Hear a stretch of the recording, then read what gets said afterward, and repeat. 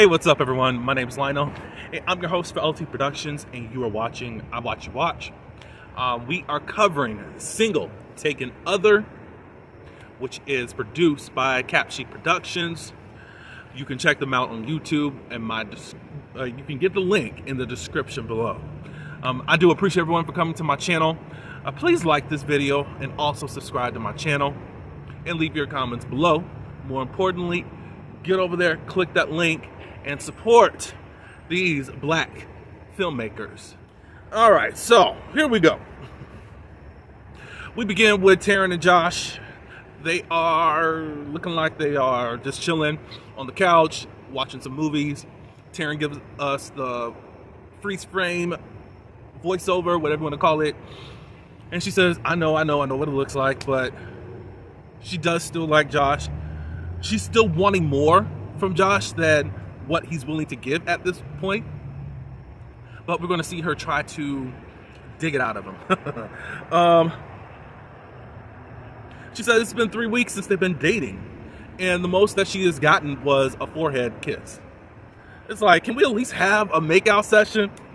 You know, so while they're watching the movies, Taryn makes a move by putting her hand on his knee/thigh. Josh is immediately uncomfortable and says, basically, I'm ready to go, and he gets up. They don't talk about what just happened, but he's ready to go. So, of course, Taryn goes to see him out and invites him to a club. And Josh is immediately turned off by that, but she says, well, it's more like a lounge. Just somewhere we can chill, whatever, blah, blah, blah, blah. And Josh said that that's not really my scene anymore. And I guess they will catch up a little bit later. Taryn, like, it's interesting that you don't want an F ninja. And it doesn't seem like you're that comfortable with a dude that's not really flirting with you and not really, if you want to say, putting the pressure on you to go on and have sex. Those could be learned behaviors because you are expecting men to show up a certain way.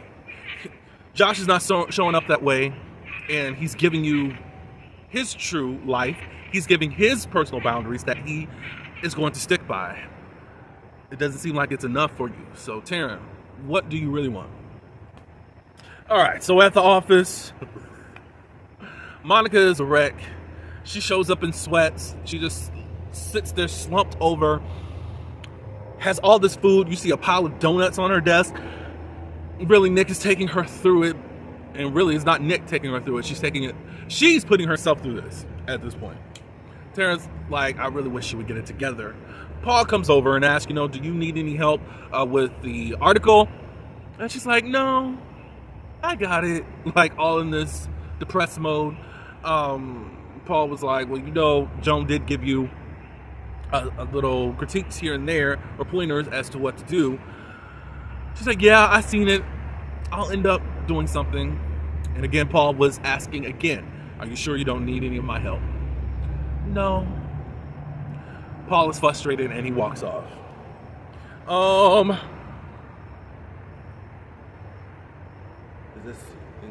Taryn goes over to talk to Monica a little bit. She's like, girl, what's wrong with you? You need to get your ish together. Like, you're in this office, you're not doing much of any work. And Taryn in her head was like, that was an article that I really wanted to be featured on. And now you're about to you're really pissing on something that other people have more value in at this moment. Of course, Monica's in her slump, I really miss Nick, da da da da. And Taryn was like, do you think Nick is just moping around? Like the other day, I seen him out with another girl. And then this has to be the most trifling thing that Taryn has ever done, because Monica was like, and I'm being dramatic, how dare you not tell me that Nick was moving on? Why aren't you moving on, lady? Like, and Taryn was like, you can move on too. You're sitting up here just having this hopes in this, how he presents himself. I'm not going to call him a bum, but he presents himself as a bum that doesn't really love you or like you. On top of that, so Monica gets upset and she leaves. The world is over. Okay. Brittany and the other dude, I forgot his name, that's supposed to be helping with the design for the magazine, or for fashions for the featurette person that's going to be on the magazine, on and in the magazine. Joan looks at the ideas and is just not working, because basically Brittany and the dude, they are clashing and they're showing both of their styles and nothing's really cohesive, nothing. And Joan ends up firing them. Brittany and the dude were trying to put blame on each other, and they didn't really do anything together. He didn't want to work with me, blah, blah, blah, blah, blah. And the dude asked, like, I thought you needed us. And Joan said, look, one thing in this industry, one day you can be in, and then the next day you're out. And anyone is replaceable. So basically they got the faces on the floor, and I think the bigger message is that they didn't really work together as they were supposed to. Gary is tutoring one of the students at where he volunteers at. Kara comes in, kind of interrupts, and is enjoying what she's seeing, but at the same time, she's doing this passive-aggressive type of nature, even though she is quite assertive. The reason that I find her to be passive-aggressive is because, lady, you like this guy. Come on, you keep finding your way around him. So basically, Kara says, we need to go on a date. And Gary's like, wait. Let me do this, I wanted to be the one to ask for the date. Well, basically she says, well, I think she said, did she say, I didn't write it down, unfortunately. She said something along the lines of, you don't have to do too much, just do what you can to impress me, blah, blah, blah. Some around that language or whatever, blah, blah, blah. Royce and Joy. They're in the break room and they are making out. And that one hater co-worker comes in and busts in on him. And then Royce does this gaslighting thing and denies everything. Joy goes off to do whatever she needs to do. Obviously, that's going to be a problem later on. I can see him, at least being a narc and trying to get them in trouble. But we shall see. All right, so later on, we got Mopey Monica. She sends a text to Nick. She had other things that she wanted to say. First, she was going to go off on him, and then she was going to say, I miss you. She erases both of those messages and then sends a message of, can we talk for a minute? I put the for a minute on there. But anyway, so he says yes. And then he asked when. And she said, tonight, please. I said, Lord. So if it's tonight, Monica, obviously you know that y'all gonna have sex and you think everything's going to be okay. He's not gonna have to say too much, and then you're going to be so hopelessly devoted to this bum. No, let that dude go. But anyways, he agrees to come over. All right, so Karen and Gary, they go on their date to this museum. Kara is in this place of, she don't really know how to function. She has this way of picking at Gary because how she views men, and typical Gary, so square. I bet you're one of those people that want a white picket fence. And Gary's like, I don't see anything wrong with that if that's what I want, blah, blah, blah, blah. She walks off. Gary they end the date. It wasn't a bad date, but Kara was expecting sex, if I could say it that way. But Gary says, I want to take my time. And then she's like, oh, so you think that you need to respect me and I can't make my own decision on if I want to have sex with you? Man. Gary says, look, I know that you are an assertive woman and I admire that about you. I still want to take things slow. So Kara kind of just backs down. I think she's kind of bothered by that because this dude wants to take initiative and kind of lead to. But it's quite interesting how Kara is in this moment because he got her all over the place.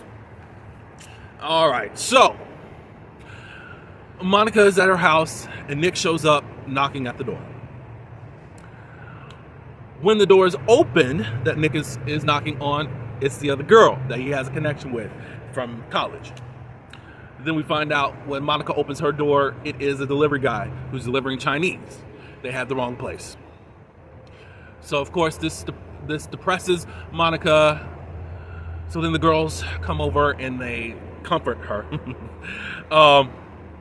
Basically, Kara and Terrence like, look, dump that scrub and move on and all this stuff. Kara goes and says, I really think that he has moved on.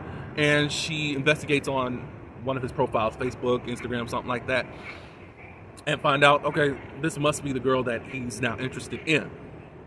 At that point, Kara was like, the best way to get over a man is to get under a man, of course. But that's only temporal. And at this point, Monica is so upset that she goes to her room.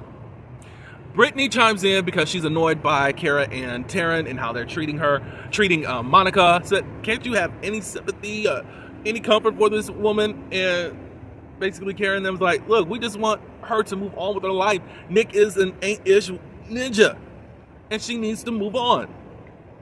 So then Brittany started reading down Kara and Taryn. Kara, I need you to focus on the dude, because I think they said that they got their own problems, and she starts talking about, you need to focus on the dude that got your nose open. By now, you would have moved on to the next guy. Why don't you just admit that you like this guy, Gary? And that kind of put her face on the floor, and then she moves over to Taryn. Taryn, you said that there are no good guys out there, no good Christian men out there. You finally meet one, and you don't know how to handle his boundaries. So you need to really figure out what you want for your life. Do you want a good Christian man, or you really want to do something else? And Taryn was like, she is right. I need to find out if I'm really comfortable with the boundaries that are set between, as far as, and standards that Josh has, if I can really deal with that, or do I need to move on to another man because I'm a little bit more freer in my standards, or just have different standards. So Brittany gets up and she goes comforts Monica, and she's like, it just sucks. I need to stop, but it's like, Monica, please get up. But anyways, like 1 minute he's all, we're doing everything together. He just wouldn't put a label on it, and then he just moved on without a care. Like, he's never really been in, unfortunately. And Monica was like, Nick ain't ish. What we're gonna do? Do your crying today, clean yourself off after you get done with your crying, and tomorrow we're going to go out and we're going to have some fun. So then I think Brittany got inspired by Kara, and she started looking at Royce's social media account, and finds out that you can tell that Royce is interested in someone else, and that pisses her off, and that's the end of the episode. It's really good. This episode was episode 5, entitled Playing Games. Yeah, there's some games that's being played by really all the couples, in a way. Maybe not Taryn and Josh so much, but she's not totally real in what she wants, or not really certain, even though she said that she wanted a certain type of man. You got it, but it's just not something that you're used to. So it's interesting. But I do appreciate everyone for coming to my channel. Please let me know what you think of this episode. Royce, again, I was rooting for you, but it's like Brittany has a fight in this, but at the same time, there's no definition on your relationship. All we know that you two just have sex with each other. Have y'all been on a date? Have y'all done anything together while it's light outside? Brittany, are you just a roach that comes out at night?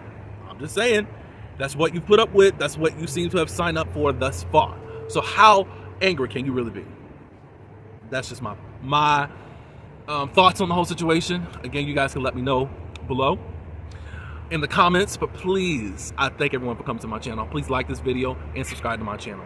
Until the next video, peace.